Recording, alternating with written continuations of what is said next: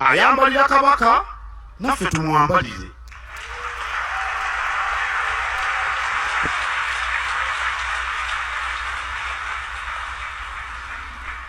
Anti anakujja emize ageya nnyoko ng'owulira. Obuvumu tekitegeeza kulwana. Temugenda ne mukwata amayinja mu abavubuka. Tekitegeeza kuvuma, temubaako gwe muvuma. Tekitegeeza busungu na kwereega bica n'okwekapa bategeere bw'oli omuvumu. Nedda. Obuvumu kitegeeza kunywerera ku kyoli oba ku kyokkiririzaamu awatali kwekomomma. Ebigambo ebyo byogeddwa Katikkiro wa Buganda Mayiga ku lunaku olw'amatikkira ga Kabaka lwe tuli mu kujjukira era okujaganya olwaleero luno. Ebigambo Katikkiro wa Buganda Owekitiibwa Mayiga byayogedde, Bannayuganda bwe baba nga babitadde mu nkola tuyina wanene nnyo we tuba tugenda okutambulako. Tuba kujja obuvumu bwaffe mu kabada ne tubuteeka mu lwatu nga ffenna tuyimirira ku ekyo kye tuwuliriramu emirembe n'obutebenkevu. Uganda yalibadde eri wala. Naye tuli mu ggwanga nga lirimu abantu abamalirivu abatayagala kulemera ku mulamwa. Tetwogera ku buli Munnayuganda wabula abamu ab'olubatu nti ku bukadde 45 obuli mu ggwanga lino, obukadde 10 oba 5 wakati w'obutaano ne 10 bwe bulina obumalirivu okuyimirira ku ekyo kye buba bwagadde kikolebwenga bwe kyagalibwa. Obwo bubaka tuleme buvuunula bubi wabula tubeeko kye tubulondamu. Tetwetaaga kuwemula kuvuma nnandi ky'okuvvoola, kubanga abali mu gavumenti y'NRM kyekyo kye baagala tutambulireko era ye burandi gye baagala otuteekako era okutulabiramu. Obubaka obugenda eri bannankyukakyuka bannange, ffe okuyimirira ku nnono n'ebigendererwa byaffe okubibuulira abalala era bibayingire mu mitima, tulina kubalaga bulungi obuli mu ekyo ffe kye tuyimiriddeko tutya nti ffe tetuwagira kulinnyirira na kutyobola kwa ddembe lya buntu. Ffe twagala nnyo obumu mu ggwanga, tubeere ekyokulabirako nga tukulembera bw'abadde nga ajja abeere ekyokulabirako mu bikolwa bye. Nga bw'agamba nti obuyonjo bugwana okumaintainingibwa, akola ekyokulabirako ekiraga obuyonjo mu kuyita mu nnyimba, mu kuyita mu kuyamba abali mu bifo ebirimu obukyafu. Bw'agamba nti nno ebyobulamu bigootaanye, bamaama bangi bafiira muleeba, ng'agenda mu malwaliro ng'akola donation mu malwaliro ago. Twogera kuno na kuli ebiva ebweru w'eggwanga mu mukago ogw'amawanga amagatte ogwa UN, olukiiko lwatudde edda olunaku lwaleero mu kibuga New York eky'Amerika, era mu lukuŋŋaana luno oba mu lutuula luno olwa UN olutabaganya oba ekitongole ky'amawanga amagatte ekya UN mu kakiiko k'eddembe ly'obuntu nga kakafulumya alipoota olunaku lw'eggulo ku Genoti Bahaburwa mutabani we n'abo abalala be bakolagana nabo, olwaleero ate bavuddeyo nate ne batuula nga omulamu omukulu mu lukiiko luno gwa ddembe n'obutebenkevu. Awo nno we tubagambira nti Robert Kyagulanyi Bobi Wine yandibanga yamegga Genoti Bahaburwa n'okuluma n'aluma, nti Genoti Bahaburwa yali amanyi nti okuteeka weight ey'amaanyi ku Kyagulanyi agenda mu mala amaanyi oba amunafuye, kumbe yali amwongera buvumu na bumalirivu. Kati agava ebweru w'eggwanga mu lukiiko lwa UN tegaleka Geno ng'ali waggulu, nga bwe tugenda okubiwulira mu katambi. Amawulire amapya gavuddeyo ku baganda baffe abaawambibwa gye buvuddeko bakomuredi abadde bayiggibwa okumala ebbanga eriwerako nga teri amanyi mayitire gaabwe kigambibwa nti bali Ntebe e Katabi mu nkambi y'amagye. Entebe Katabi we wali ekifo ky'amagye ag'omu bbanga ag'eggwanga Uganda bakomredi bano gye bagambibwa okubeera era mu gye baabatwala oluvannyuma lw'okubawamba. Embeera gye balimu tewoomya Nakabululu. Bino byogeddwa omukulu David Lewis Lubongoya ng'abitadde ku mikutu gy'emigatta abantu bw'abaddeko bakomredi bakyalidde mu kkomera. Abawamba abantu, abatulugunya abantu, ebigendererwa byammwe bye biriwa? Bwe kuba creating intimidation na fear mu mitima gy'abantu, akundaba mwali badde muyiiyayo akabadi akapya kuba tekakyakola. Nga bwe muwulidde ebigambo bya Katikkiro, Bannayuganda bangi baaguma emitima mu kulemera ku mulamwa nti ne bw'obakola ki tebatyemuka mmeeme. Kati gwoba omanyi nti okuwamba abantu kikolwa kya kubakangakanga abalala baleme kwegatta ku mugendo, ndabanga gwe abaamala eby'omu bulago. Eyo nvuddeyo njagala kubatwalirawo butereevu mu katambi kano nako tumale okukafuna akakomredi ono tugatte ku bigambo ebingi bye tumanyi. Ebbaluwa empandiike giyite joint letter ng'eno evudde mu mukago ogw'ekitongole ekirwanira eddembe ly'obuntu mu mukago gwa UN. Joint letter ng'eno egamba nti agent call, omulanga ogwambagirawo era ogw'amangu okuteeka ekkomo ku bikolwa oba ebikolobero eby'okutulugunya n'okucunya abantu mu Uganda. Ebbaluwa eyo engeri gye nayogedde ku bya UN ntera nnyo okubagamba mpa opportunity n'abalala okwogera, kambawe comrade ono naye abawe obubaka bwe tubufune. Bino byemu kubimalako gye notibahabulwa emirembe n'abulwa otulo n'obuteebaka n'ateebaka, naye ng'eminoko yagyereetera, buli mitawaana gy'alimu yagyeyigira. Tewali kintu kigudde ku gye notibahabulwa nga takirinaamu mukono. Kuba UN bwevaayo neyogera ku kulinyirira kw'eddembe ly'obuntu, ye kennyini naye yeewaanya omulundi ogutali gumu nga bw'ayina baatadde mu makomera. Mwamuwulira ku bya retired Dr. Kano Warren Kifefe mbu yagaana trial. Omuntu anajja atya mu mutrying mu kooti nga mumuwadde ne bannamateeka aba gavumenti, nga gavumenti yeemu gye bagamba nti gye yali ayagala okuvuunika. Gw'olaba ekyo kigatta. Kiringa muntu kukuba, bw'amala okukuba ate najja n'akugamba ng'olabye. Oluvannyuma lw'okukwata retired Dr. Kano Warren Kifefe, mwe kennyini mwagala mmuwe balooya ate nga mmwe era abamuvunaana ng'era mmwe bajjaaji. Katuveeko mu vidiyo eno nkomewo, ebigambo ebirala twongere okubiwaya nga kino kiwedde. Urgent call to end escalating repression in Uganda. Together with partners, we have written to the international community urging immediate action to condemn and respond to the escalating repression of civil society, human rights defenders, journalists and political opposition in Uganda. 2.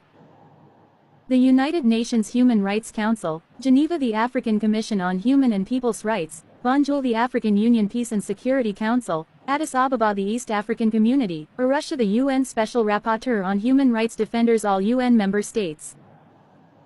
Urgent call to action, condemn and end escalating repression of civil society, human rights defenders, journalists, and political opposition in Uganda. The context. Civicus, the Global Civil Society Alliance, together with the 246 organizations who signed this letter, with 80 of them who chose to be anonymous, draw urgent attention to the rapid deterioration of civic space and human rights in Uganda. The Civicus Monitor currently rates Uganda's civic space as repressed. This ranking reflects the systematic denial of the freedoms of expression, association, and peaceful assembly. Uganda, under President Yoweri Museveni, who has held power continuously since 1986, is accelerating attacks against civic space. President Museveni's re-election to a seventh term on the 15th of January 2026 took place amid widespread repression and intimidation against the political opposition, human rights defenders, journalists and those with dissenting views, according to the UN Human Rights Office. The repression has continued to worsen. Authorities have systematically weaponized legislation, security forces, military courts, and transnational repression to silence dissent, destroy independent civil society, and entrench one-party dominance in the country. In the pre-election period, Uganda's NGO Bureau suspended at least 7 leading human rights organizations, including Chapter 4 Uganda, ACFIM, HRNJ Uganda, the National NGO Forum, the Center for Constitutional Governance, the National Coalition of Human Rights Defenders, and ACTV. A nationwide internet shutdown from 13 till the 20th of January 2026 blocked independent information and electoral observation at the most critical moment of the democratic process. Most recently, on the night of the 28th of June 2026, Uganda's military chief ordered the forced closure of at least 6 media outlets belonging to the Nation Media Group, including the Daily Monitor and NTV Uganda. Scores of activists were arbitrarily arrested. These events demonstrate a broader pattern documented by Amnesty International, Human Rights Watch, CPJ, the FIDHOMCT Observatory, and the UN Human Rights Office. These events signal an accelerating erosion of the rule of law that the international community can no longer treat as isolated incidents. Uganda already ranks 131 of 180 countries on the World Press Freedom Index, in the very serious category. Excesses of the military chief and militarization of civic space. The role of General Muhoozi Kainerugaba, President Museveni's son and Chief of Defense Forces of the Uganda People's Defense Forces (UPDF), raises grave concerns. His conduct represents an alarming fusion of military power, impunity, and political succession ambitions. We condemn the conduct of General Muhoozi Kainerugaba, whose statements and command decisions have repeatedly crossed the line from national defense into political repression. Following disputed elections, on the 23rd of January 2026, in overnight social media posts, he stated security forces had detained roughly 2,000 opposition supporters and killed 30 others post-election. The general described National Unity Platform supporters as hooligans and terrorists, rhetoric from a serving commander that constitutes incitement and a direct threat to the right to life. Ahead of the elections, security forces violently descended on peaceful political gatherings, deploying tear gas, pepper spray, batons, wires, and dogs to disperse crowds attending opposition rallies, while also imposing arbitrary movement restrictions. His direct order to close 6 media houses and documented threats to eliminate the opposition and its leader Robert Kyagulanyi, Bobi, evidence a pattern of military authority wielded to intimidate civilians and override due process. The actions were independent of judicial oversight, entrenched further by the 2025 UPDF Amendment Act reinstating military tribunals' jurisdiction over civilians. We call on the international community to publicly condemn the use of military force and command of authority to suppress fundamental freedoms. They must insist that all allegations of extrajudicial killings, enforced disappearances, torture and unlawful detention attributed to security forces be subject to prompt, independent, impartial investigation, with those responsible held accountable regardless of rank. We also note the disproportionate impact on women human rights defenders as well as environmental and land rights defenders in the Albertine oil region. They are increasingly framed by authorities as security threats rather than legitimate civic actors.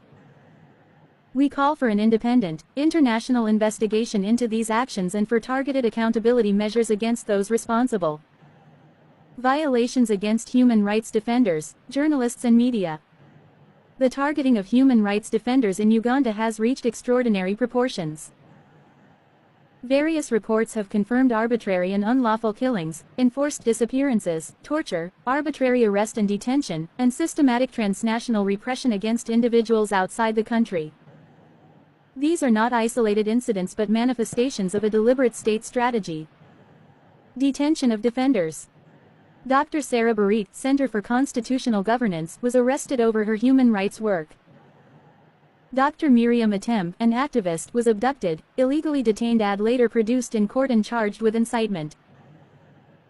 In the environmental justice sphere alone, at least 81 environmental rights defenders were arrested between May and December 2025 for protesting against large-scale oil projects, including the East Africa Crude Oil Pipeline (EACOP). Many of these are still in courts battling with legal cases. Opposition leader Dr. Kizza Besigye remains detained on treason charges since his abduction in Kenya in November 2024, with associate Obaid Lutale. Attacks on journalists.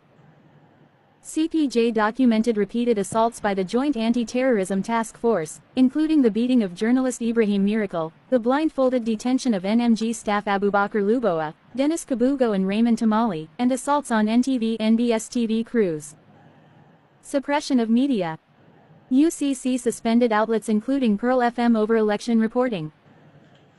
On the 28th of June 2026, 6 more outlets, including the Daily Monitor and NTV Uganda, were forced to close on military orders.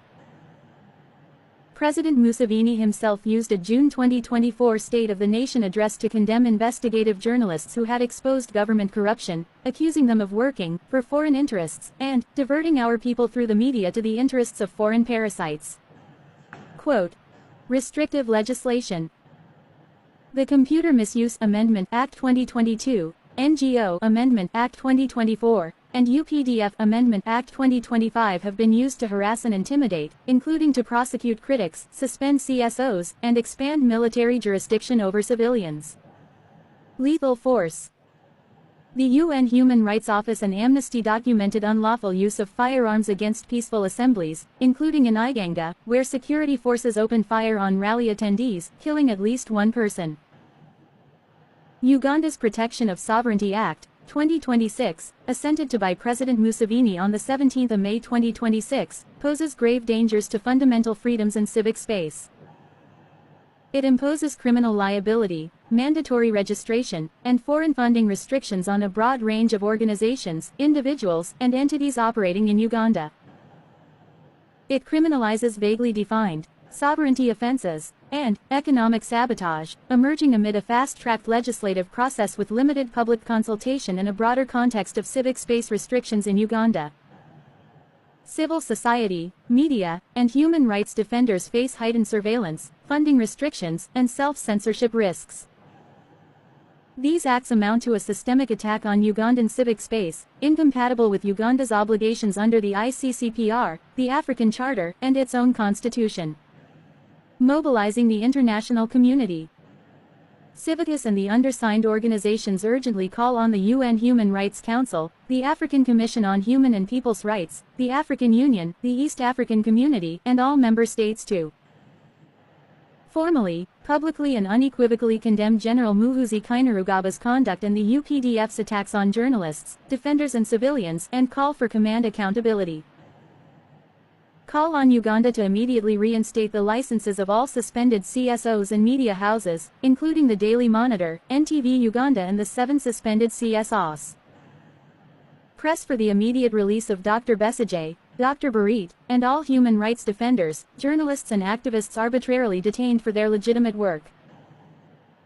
Support an independent international investigation via UN special procedures and the ACHPR into killings, disappearances and torture since January 2026. Urge the repeal or review of the Computer Misuse Act, NGO Act, and UPDF Amendment Act, weaponized against fundamental freedoms.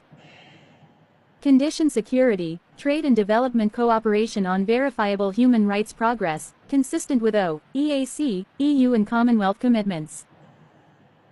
Dispatch an urgent visit by the UN Special Rapporteur on the situation of human rights defenders and the Special Rapporteur on freedom of opinion and expression to Uganda. Ensure diplomatic missions in Kampala, maintain visible engagement with, and extend protection including emergency visas, and flexible funding for at-risk defenders and journalists. Call on the African Union and the East African Community to convene a high-level dialogue on Uganda's human rights situation, consistent with their mandates under the African Charter on Human and People's Rights and the African Democracy Charter. We note with concern that the EAC and IGAD moved swiftly to endorse the January 2026 election outcome despite documented repression. We urge these institutions to match that swiftness with equally decisive protective action. The international community cannot stand by as Uganda approaches a critical moment clouded in terror, transnational abduction, military overreach, and systematic silencing of dissent. The stakes are immense for Ugandan citizens, for regional democratic norms, and for the credibility of international human rights institutions. We call on you to act with urgency, resolve, and solidarity. Civicus and the undersigned stand in solidarity with Uganda's human rights defenders, journalists and independent media. We remain available to provide further documentation and support to any accountability process. Sincerely, plus 80 additional signatory organization who wished to remain anonymous.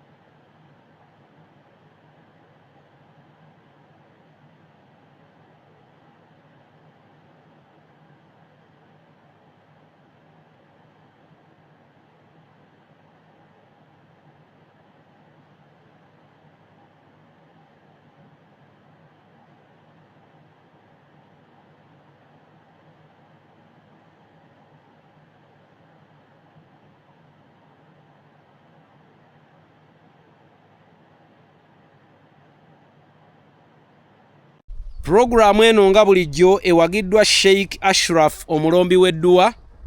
Ennamba yo eryawo munoonyeeko gwe wenna alina embeera mweyita etali nnungi, akulombera edduwa embeera ejja kubeera ng'ate efuuka malidaadi. Njagala kuwumbawumba na katambi kano, kubanga n'obudde butulimidde empiiga, tukyali ku bya UN tebinnaggwa. Akadde konna teweekanga ng'olaba Uganda efunye omuntu omupya agenda ogikulembera.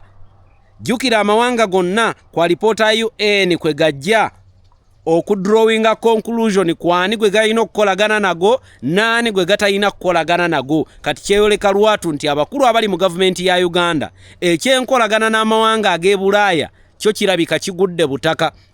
Ekyenkolagana n'amawanga ag'Abakyerupe kifudde ttayo.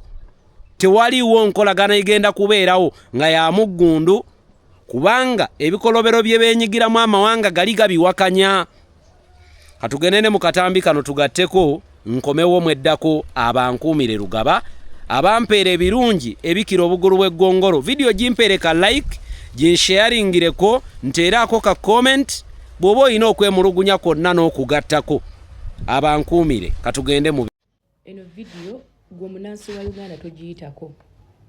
Sigamba mutuuze wa Uganda, njogera ku munansi wa Uganda, toyita ku video eno. Naye tugenda kusooka kulaba kano, then malenzi gyenkubulye. Tugenda kusooka kulaba UN, United Nations, kikyeyogedde ku Uganda.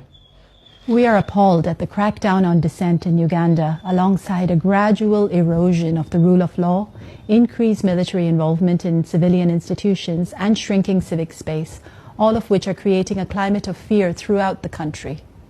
Those who dare to speak out are silenced. There is increased self-censorship, further stifling of public debate, and deepening polarization. Since the general elections on the 15th of January this year, we have received information that at least 50 opposition leaders and supporters, 5 human rights defenders, and 5 journalists have been subjected to human rights violations. These include instances of enforced disappearance, torture and ill treatment, and arbitrary arrest or detention based on legal provisions which do not comply with international human rights law. 10 leading civil society organizations have also been suspended since January of this year, while others have been closely scrutinized and at times subject to harassment. We've also received information about increased military involvement in functions that are ordinarily carried out by civilian institutions. Some media outlets have been forced to close temporarily. We call on the government to abide by its obligations under international human rights law, the African Charter, and the Ugandan Constitution. Ngenda kwogerako ku bantu basatu abasooka beba bagamba nti abantu tebagenda tuyamba boogera bwogezi simanya bikoze bitya biki. Ekisookera ddala fere tuli mu kuyita zino institution tuyamba nga United Nations, European Union, America. We are not tuse bagenda tuyamba tukimanyi bulungi nnyo. Naye bebamu kubavujjirira gavumenti ya Mwai Museveni ogutali badde musango. Mwai Museveni bamuwa sente ne gavumenti babawa sente nga sente zino za kukakasa nti ba maintaininga peace and security mu region.